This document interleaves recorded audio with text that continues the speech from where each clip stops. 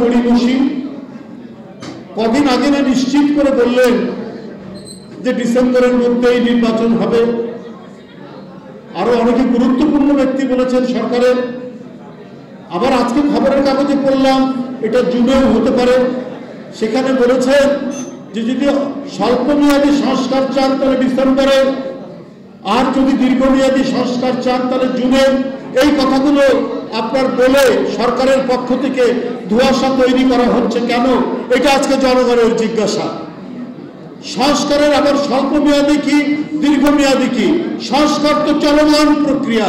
আজকে আপনি যেটি সংস্কার করছেন সেটি 50 বছর পর সেটি আবার সংস্কার হতে পারে, 20 বছর পর আবার সেটি বাতিল হতে পারে, নতুন সংস্কার আসতে পারে।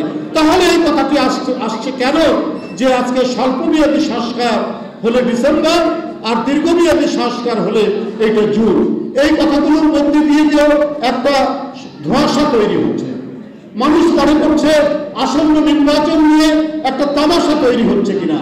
এইটা আজকে 16 বছর ধরে যে ভোটাররা সেই ভোটারদেরকে বঞ্চিত করার আবার কোন নীল নকশা হচ্ছে কিনা, এই ধরনের শঙ্কা, এই ধরনের আশঙ্কা মানুষের মধ্যে তৈরি হচ্ছে।